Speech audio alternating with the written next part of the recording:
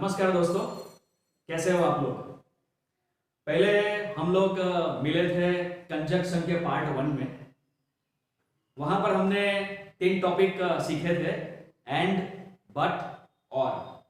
अगर आपने वो ना देखा हो तो डिस्क्रिप्शन बॉक्स में से उसकी लिंक आप देख लीजिएगा। तो मैं हूं चिराग गांधी।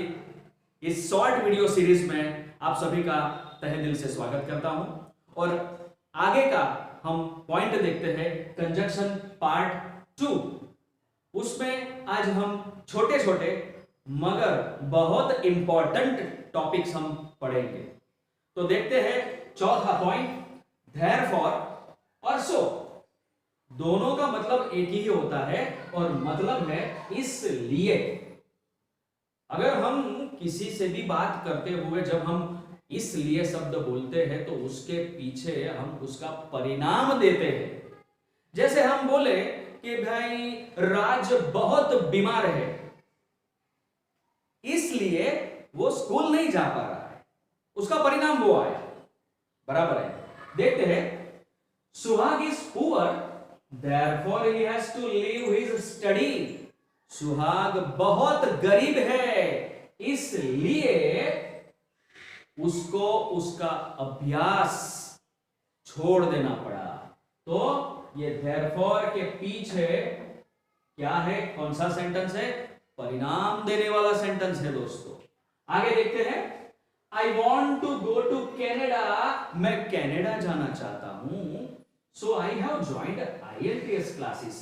इसलिए उसका परिणाम क्या आया? इसलिए मैंने IELTS के क्लासेस ज्वाइन किए हैं। तो ये दो सेंटेंस के माध्यम से हमने पढ़ा कि देयरफॉर और सो के बाजू वाले सेंटेंस में हम परिणाम दे सकते हैं, परिणाम के लिए हम उसका इस्तेमाल करते हैं। देखिए 5वां टॉपिक, बिकॉज, यानी कि क्योंकि। हम क्योंकि सब कब बोलते हैं?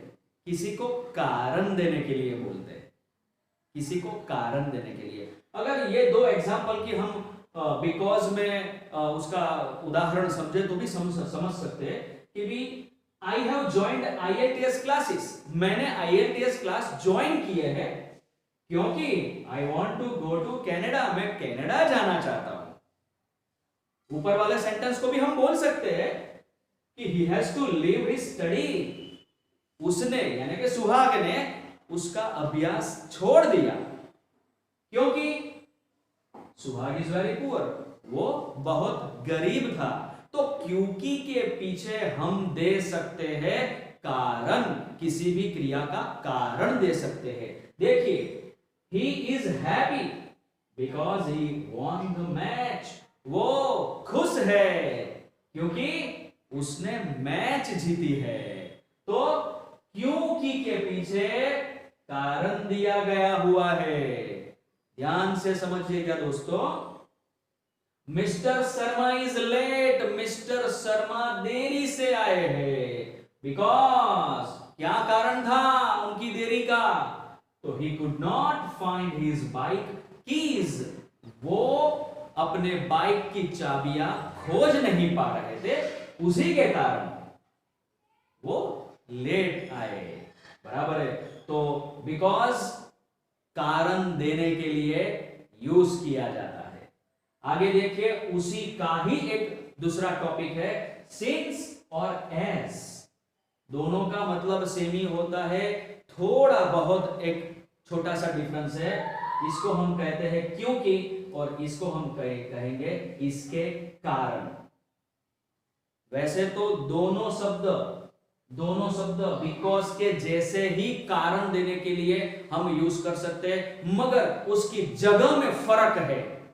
बिकॉज दो सेंटेंस के बीच में हम रख सकते हैं और सिंस और एज सेंटेंस के आगे रख सकते हैं। मगर जहां पर भी वो जाएंगे उसके पीछे कारण को लेके जाएंगे। देखिए, as Rajan is not obedient, his father punished him। राजन आज्ञांकित लड़का नहीं था, इसके कारण उसके पिताजी ने उसको पनिशमेंट दिया, उसको सजा की, उसके कारण, ये कारण है, पहले वाला कारण है। देखिए, since Shreyas was ill, Shreyas बीमार था, इसी के कारण he did not come to school, वो स्कूल नहीं आ पाया था। वो कारण कौन सा मिला? वो बीमार था। तो हमने ऐसा पढ़ा कि बिकॉज दो सेंटेंस के बीच में हम रख सकते हैं, मगर जहां पर भी बिकॉज आएगा उसके पीछे कारण आएगा। और सिंस और एज हम पहले वाक्य की शुरुआत में रख सकते हैं, और जहीं पर भी वो आएंगे उसके पीछे उसका कारण लेके आएंगे। तो देखिए दोस्तों, आगे का पॉइंट 7वां नंबर का, धो, ऑल्दो, इवन दो और इवन इफ सभी का एक ही मतलब है, फिर भी। वैसे तो बट के माफिक हम उसको विरोधाभासी सेंटेंस को जोड़ने के लिए हम इस्तेमाल कर सकते हैं, लेकिन सभी विरोधाभास सेंटेंस के का जोड़ने का तरीका थोड़ा थोड़ा अलग अलग होता है। बट हमने जोड़ा था, दो सेंटेंस के बीच में बट रखा था, पहले वीडियो में आपने देखा था, और यहां पर ये चारों हम पहले वाक्य की शुरुआत में रखेंगे, मगर एक शर्त है दोस्तों, सभी के पीछे सब्जेक्ट यानी के कर्ता आएगा, जो क्रिया करता है वो आएगा। देखिए, दो Virat was injured, he has played the match, Virat घायल था, फिर भी उसने मैच खेली। देखिए विरोधाभास। आगे देखिए, यहां पर ऑल्दो का इस्तेमाल किया है। Although mister Patil is rich, mister Patil धनिक थे, धनिक है, ही इज वेरी अनहैप्पी, फिर भी वो दुखी है। देख सकते हैं विरोधाभास आप लोग। Even though Jeetu was poor in study, Jeetu अभ्यास में कमजोर था, फिर भी he can pass easily in the exam, फिर भी वो परीक्षा में इजीली पास हो सकता है। बराबर है। देखिए, दो, ऑल दो, इवन दो के बाजू में यहां पर विराट क्रिया करता है, यहां पर मिस्टर पाटिल क्रिया करते हैं, यहां पर जीतू क्रिया करता है।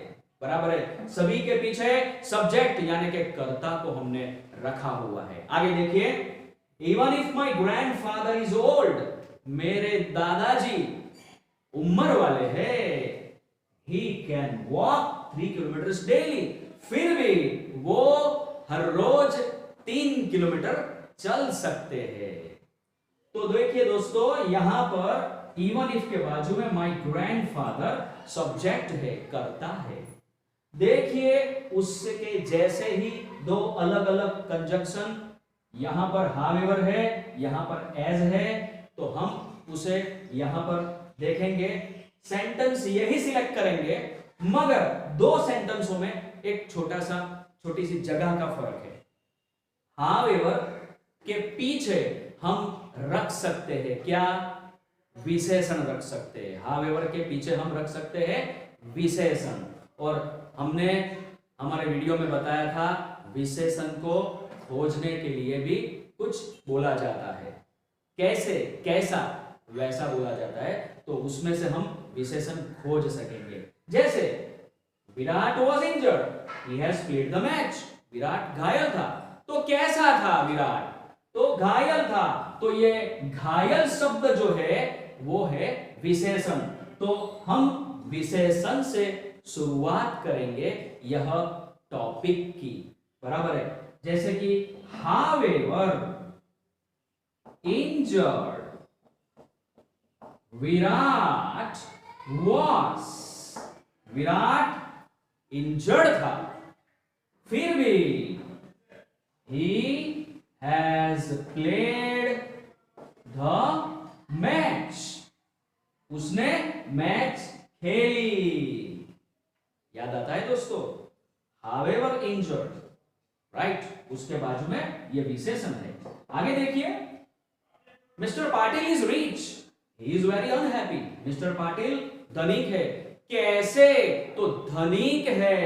तो देखिए, हाउ एवर रीच, कौन, मिस्टर पाटिल इज। उसके बाजू में पूरा लास्ट वाला सेंटेंस हम रख सकते हैं, ही इज वेरी अनहैप्पी। देखिए, ऊपर के ही सेंटेंस का इस्तेमाल यहां पर हमने कर दिया।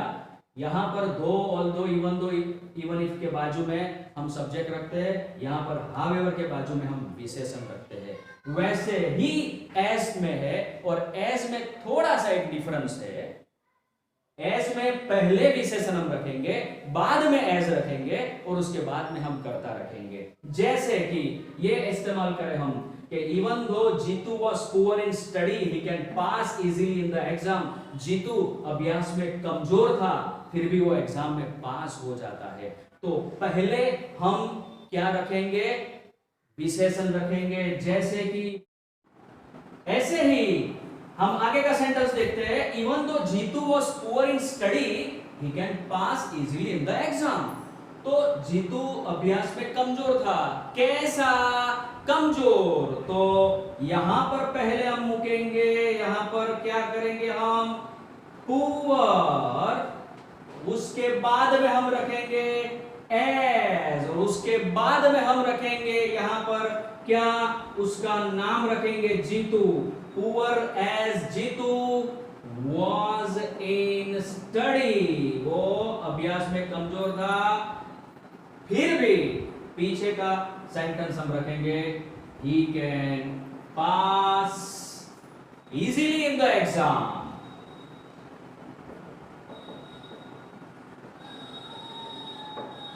तो देखिए दोस्तों, यहां पर ये विशेषण है, एडजेक्टिव है, उसके बाद में एज, और उसके बाद में सब्जेक्ट यानी कि कर्ता है। दूसरा सेंटेंस हम देखते हैं, even if my grandfather is old, मेरे दादाजी उम्र वाले हैं, he can walk 3 kilometre daily, फिर भी वो 3 किलोमीटर चल सकते हैं। तो मेरे दादाजी कैसे, तो ओल्ड, ओल्ड, एस, कौन, मेरे दादाजी, माई grandfather is, he can walk 3 kilometers daily, he can walk 3 kilometers daily। तो देखा आपने, पॉइंट्स बहुत छोटे हैं मगर बहुत इंपॉर्टेंट है। आप ध्यान से समझिएगा, और किसी भी क्वेरी हो तो नीचे मुझे कमेंट बॉक्स में आप भेजिएगा, आपकी क्वेरी मैं सॉल्व करूंगा। तो इसके साथ हम अगले पार्ट 3 में जल्द से जल्द मिलेंगे। तो थैंक यू वेरी मच।